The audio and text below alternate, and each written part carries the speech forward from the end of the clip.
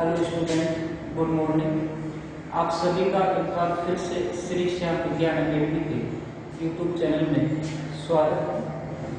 हम last video में या उससे पहले हम पाठ संख्या 2 विलयन पढ़ रहे थे और विलयन में हमने देखो क्या क्या चीजें पढ़ रही थी।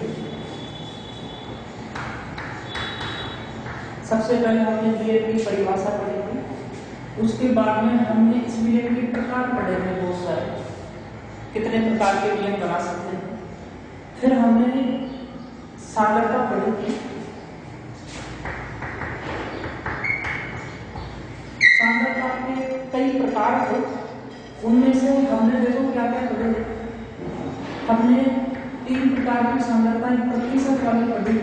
द्रव्यमान प्रतिशत, जिसे वेट बाई वेट परसेंटेज से दर्शा रही थी। एक थी अपनी आयतन प्रतिशत, एक हमने पढ़ी थी द्रव्यमान आयतन प्रतिशत, एक हमने पढ़ी थी पीपीएम, एक हमने पढ़ा मोल भिन्न, एक हमने पढ़ा मोलरता, और एक दो बच गई है, जिनमें से अपने सिलेबस में जो बची है वो एक बची है मोलरता, इसे हम स्मॉल एम से दर्शाएंगे। देखो क्या है ये प्रतिशत वाली, तो क्या है द्रव्यमान प्रतिशत क्या था 100 ग्राम विलयन में उपस्थित विलय पदार्थ की ग्राम में मात्रा। द्रव्यमान प्रतिशत। आयतन प्रतिशत क्या हो गया था 100 ml विलयन में उपस्थित विलय पदार्थ का ml में आयतन। द्रव्यमान आयतन प्रतिशत क्या हो गया था 100 ml विलयन में उपस्थित विलय पदार्थ की ग्राम में मात्रा द्रव्यमान आयतन प्रतिशत हो गया। अब हम आते हैं पीपीएम पार्ट पर मिलियन होता है 10 की घात 6, या हम कहते हैं 10 लाख, तो हम कहेंगे 10 लाख में विलय के कितने भाग हैं।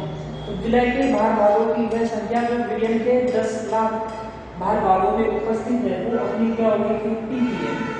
एक अपनी होगी मोल भिन्न होती है किसी भी अवयव के मोल भिन्न, उस अवयव के मोलों की संख्या और कुल विलयन के मोलों की संख्या का अनुपात अपना क्या गया था मोल है। एक अपने आगे की मोलरता क्या था 1 लीटर विलयन में उपस्थित विलय पदार्थ की ग्रामों में मात्रा। अच्छा अब देखो भाई क्या है ये सब, ये जो है 5 शुरुआती 5, इनके नाम में ही इनकी परिभाषा छुपी हुई है। कैसे देखना, ये सभी तीनों जो प्रतिशत वाले हैं, प्रतिशत का हमें पता है 100 में होगा, तो ये तीनों जो प्रतिशत वाले हैं ये 100 ml में या 100 ग्राम विलयन में है। अब हमें ये कैसे पता लगे कब ml में ले कब ग्राम में ले, तो देखो भाई द्रव्यमान ग्राम में लिया जाएगा तो वहां तो 100 ग्राम विलयन हो जाएगा। आयतन ये भी दे रखा है बाद में, इसका मतलब आयतन है तो आयतन ml में लेंगे, तो ये क्या हो गया 100 ml विलयन में। तो देखो क्या परिभाषा हुई, ये तो हो गया 100 ग्राम विलयन में, ये हो गया 100 ml विलयन में, ये क्या हो गया 100 ml विलयन में। अब उपस्थित विलय पदार्थ की द्रव्यमान है तो ग्रामों में मात्रा, तो आयतन है तो विलय पदार्थ का ml में आयतन। अब वेट बाई वॉल्यूम है, इसका मतलब द्रव्यमान आयतन है, तो अब क्या लेंगे विलय पदार्थ की ग्राम में मात्रा। तो ये तीनों तो होगी, ये तीनों 100 ml विलयन में या 100 ग्राम विलयन में उपस्थित विलय पदार्थ का या तो आयतन है या विलय पदार्थ की ग्राम में मात्रा है। अब हो गया पीपीएम इसकी परिभाषा में है पार्ट पर मिलियन।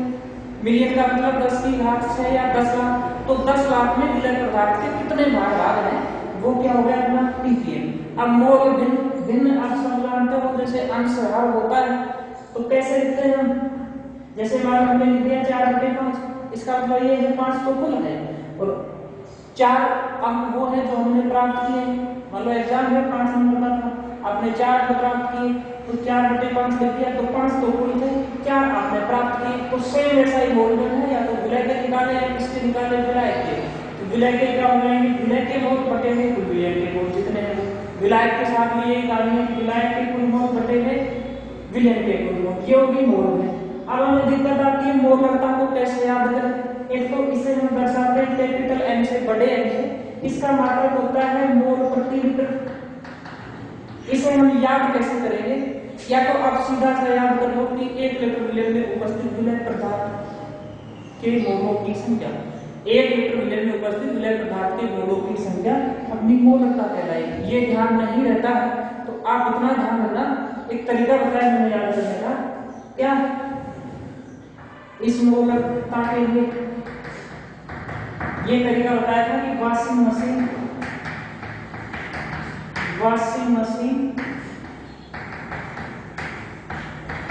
1000 रुपए में देगा कौन?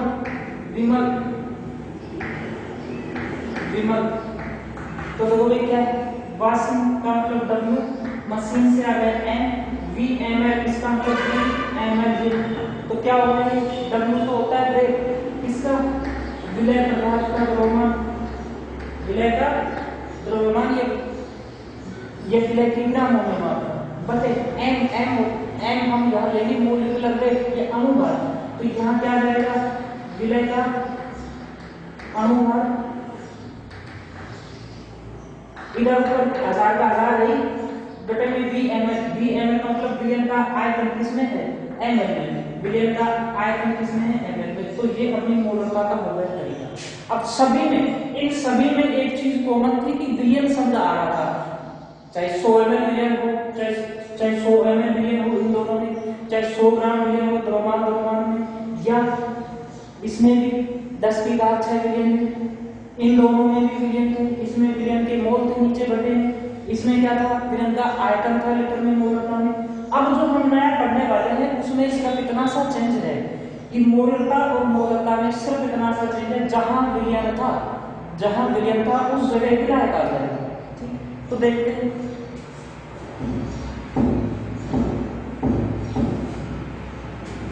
अगली सामर्थ्य है अपनी ये मोलरता, इसको हम दर्शाएंगे स्मॉल n से। ये इसकी परिभाषा हो जाएगी 1 किलोग्राम, या हम कहते हैं 1000 ग्राम विलायक में उपस्थित विलय पदार्थ की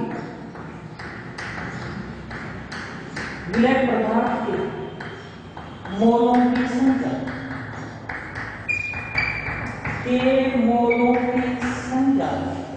मोलरता कहलाती है।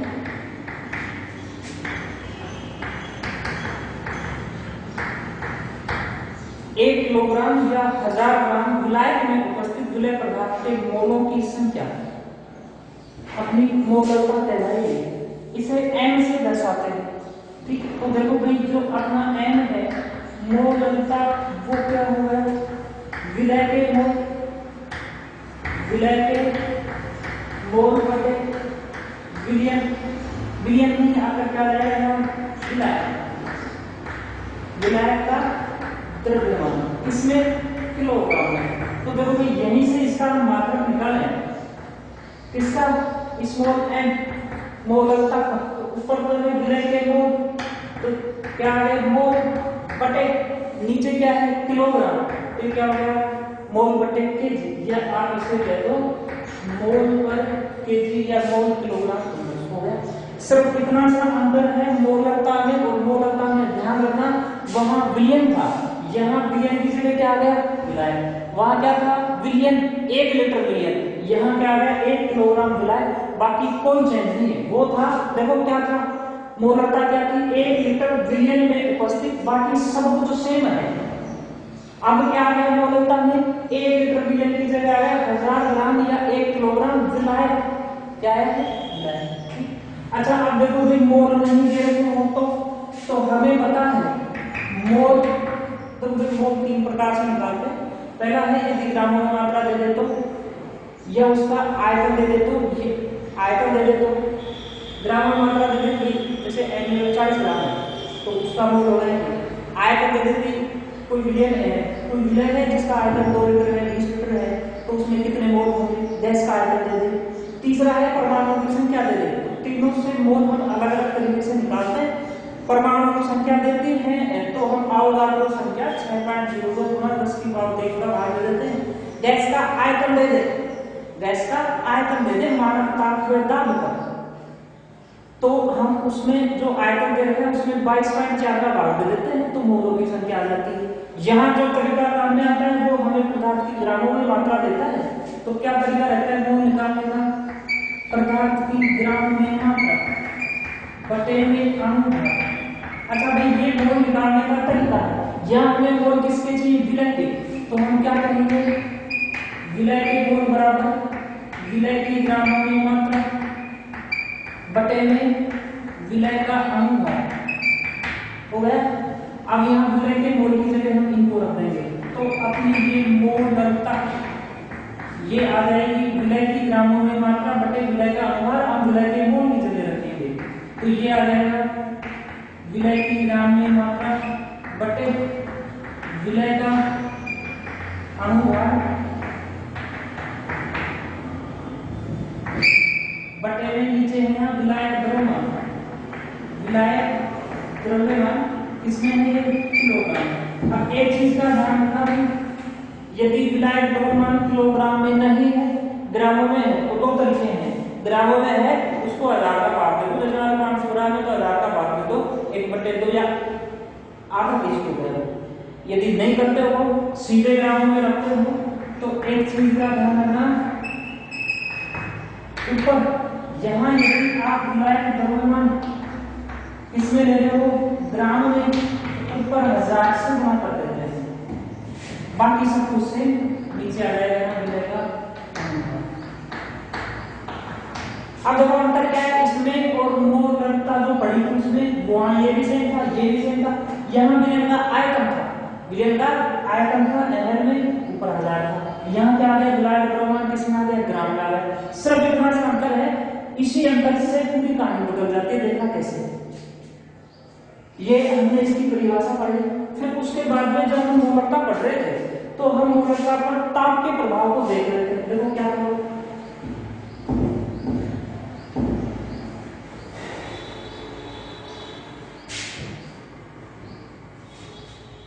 हमने पहले पढ़ी थी मोलकता, उस पर हम किसका प्रभाव देख रहे थे, ताप का। ठीक, अब यहाँ हम किसका प्रभाव देखेंगे, वहां देखो क्या था कि ताप बढ़ाने पर आयतन बढ़ रहा था, ताप बढ़ाने पर आयतन बढ़ रहा था।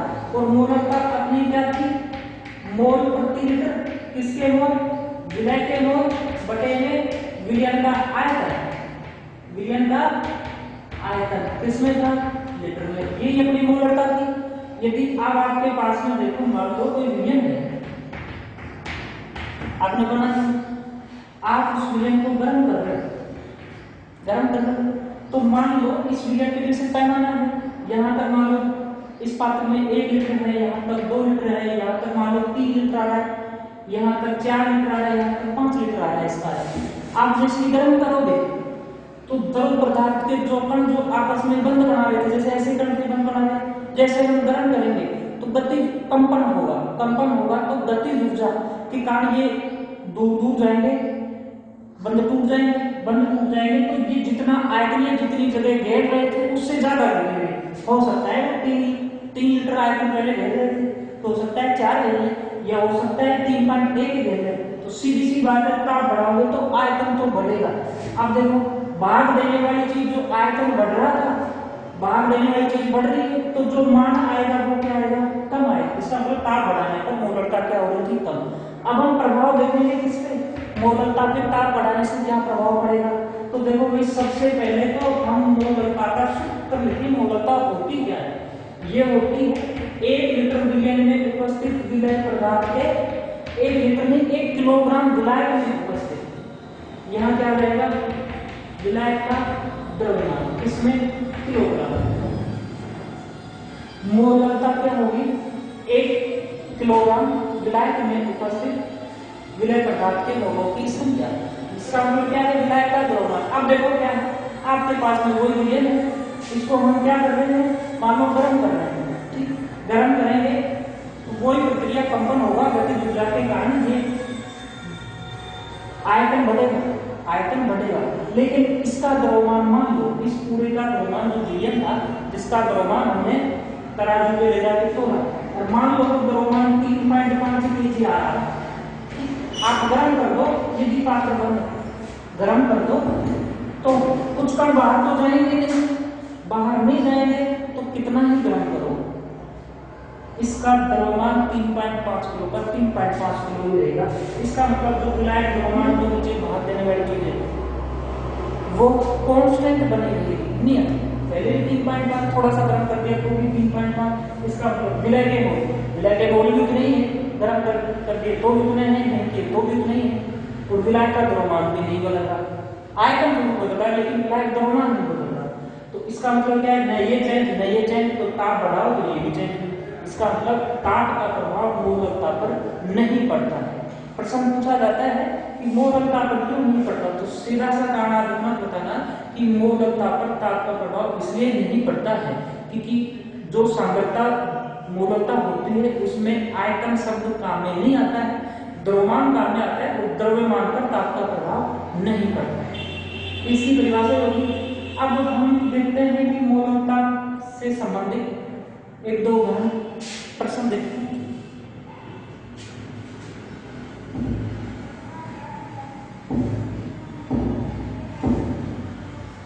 देखो भी पहला प्रश्न क्या है।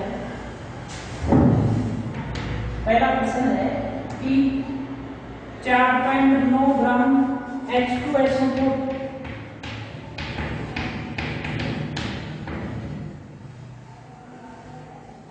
को 250 ग्राम जल में घोला गया है,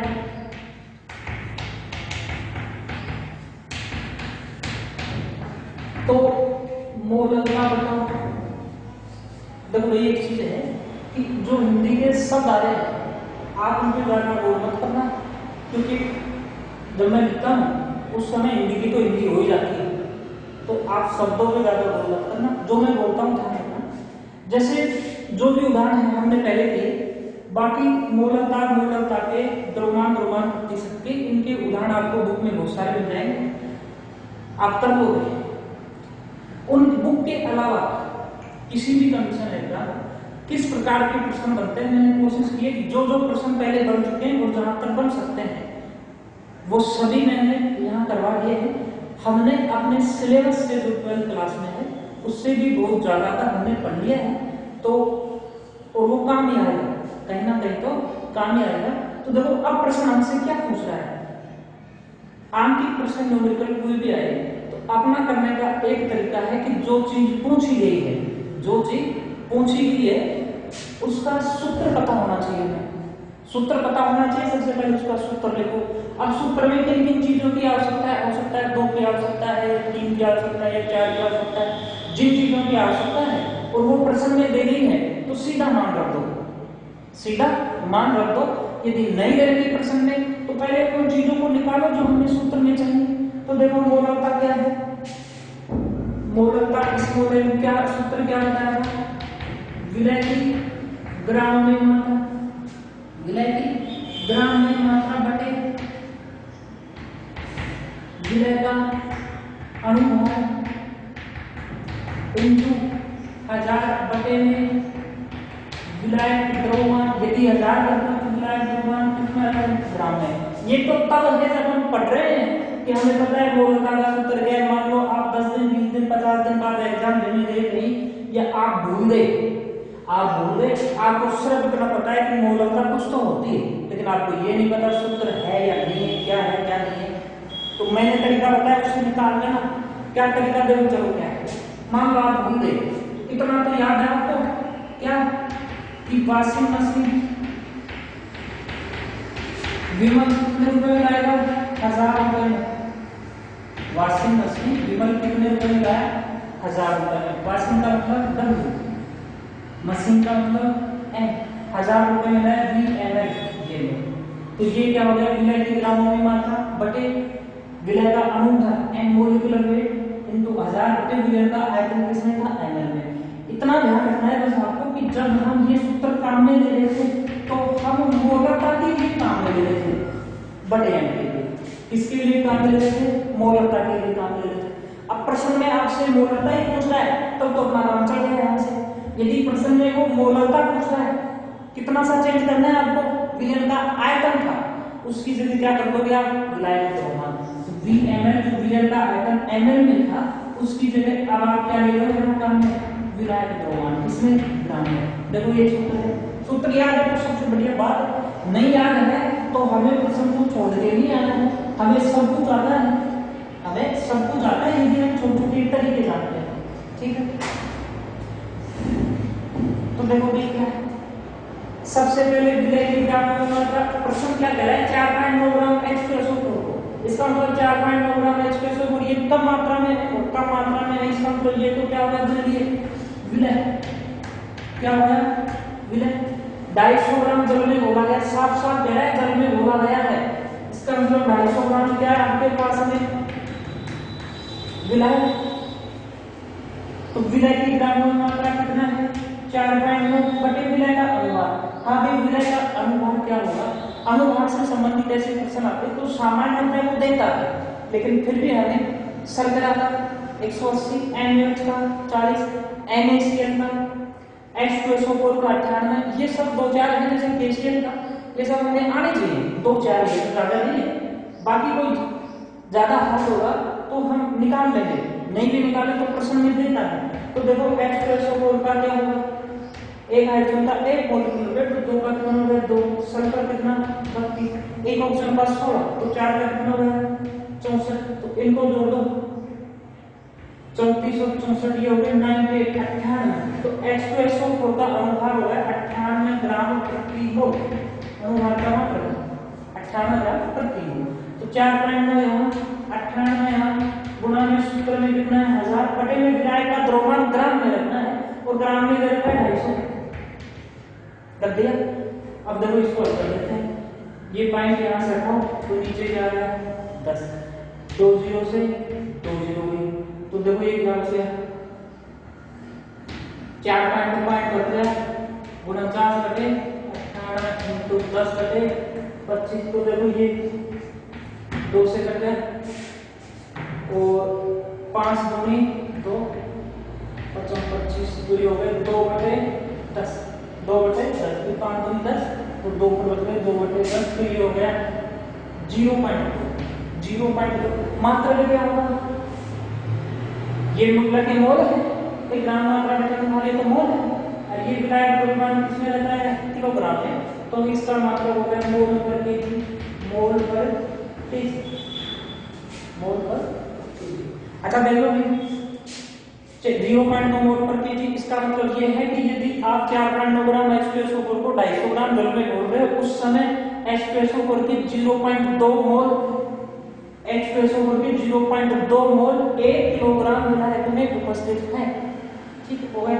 यदि यही प्रश्न यहाँ से वो आपसे मोलरता भी पूछ रहा है, तो उसके अलावा मोलरता भी पूछ ले, तो मोलरता में हमें आयतन की आवश्यकता पड़ेगी, किसके विलयन के आयतन की, तो वो हमें यहाँ घनत्व देगा, हमें पता है घनत्व क्या होता है द्रव्यमान बटे आयतन, तो वहां से हमें आयतन निकालना पड़ेगा और फिर विलयन का आयतन रखना पड़ेगा, हो गया। एक प्रश्न और करते हैं,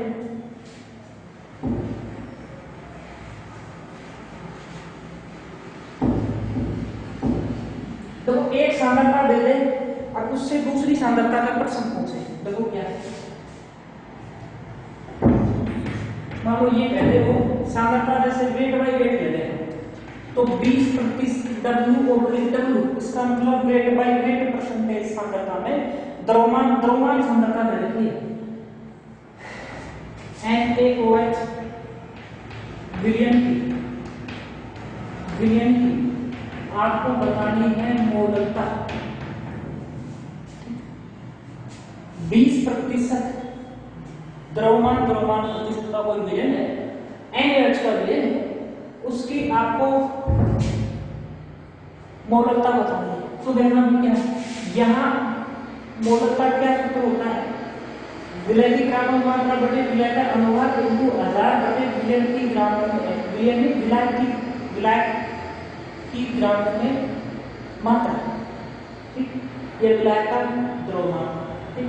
अच्छा यहाँ मैं तो विलय दे रखा कि कितना है ग्राम में, विलय दे रखा कितना है ग्राम में, लेकिन हमें पता है 20% W/W, इसका मतलब जैसे W बाद में है, इसका मतलब ये तो किसको बताएगा विलयन को, ये किसको बताएगा विलय, वेट है W का, इसका मतलब द्रव्यमान किस में लेंगे हम ग्राम में, इसका मतलब 100 ग्राम विलयन, उसमें 20 ग्राम क्या है विलय, ये जो 20% वेट बाय वेट द्रव्यमान प्रतिशत है ना, इसका मतलब ये है कि 20 ग्राम तो आपके पास में विलय है, तो विलयन कितना है 100 ग्राम आपके पास में क्या है, विलयन है। ये 20% वेट बाय वेट, द्रव्यमान द्रव्यमान प्रतिशत, यही कह रहा है भाई। इतना बात है कि 20 ग्राम तो विलयन है, 20 ग्राम विलयन है, 100 ग्राम विलयन है, तो विलायक कितना हो गया 80। तो 80 ग्राम आपके पास क्या हो गया विलायक। अब हम सूत्र लिखते हैं किसका, स्मॉल एम मोलक का। हमसे पूछिए विलय की ग्राम में मात्रा, ये सूत्र है। विलय की किसमें मात्रा, ग्राम में, बटे विलय का क्या लेंगे हम, अनुभाग इनटू क्या है 1000, बटे में यहाँ आता है विलायक द्रव्यमान, विलायक द्रव्यमान लेकिन किसमें, ग्राम में। ध्यान रखना यदि विलायक द्रव्यमान किलोग्राम में है तो यहाँ 1000 से गुणा नहीं करेंगे। तो देखो विलय ग्राम में कितना है 20, कितना है 20। विलय का अणु NaOH देखना कितना है, Na सोडियम 23, ऑक्सीजन 16, 23 और 16 39, एक हाइड्रोजन, तो फिर कितने हुए 40 ग्राम प्रति मोल इसका अनुपात है NaOH का। तो विलय का अनुपात कितना है 40, गुणा में क्या है 1000, बटे में यहाँ क्या है 80। तो देखना भाई क्या है 1 2 2 कितने होते 200 बटे 32, इन्हें जो 8 का भाग 8 से काटो 25 200 8 को 32, मतलब 25 बटे 4, 25 बटे 4 का मतलब है 12.5 बटे 2, और इसे आगे करके नीचे आ जाएगा 6.25। आपसे क्या पूछा है मोलकता, तो मात्रा क्या हो गया मोल पर केजी। इसका मतलब ये है क्या है कि 6.25 मोल NaOH की 6.25 मोल 1 किलोग्राम विलायक यानी कि जल में उपस्थित है। किसमें उपस्थित है, जल में। तो ये हो गया ठीक। यहां जाके अपनी सांद्रता तो हो गई, सारी सांद्रताएं हो गई। देखो उसके बाद में क्या है,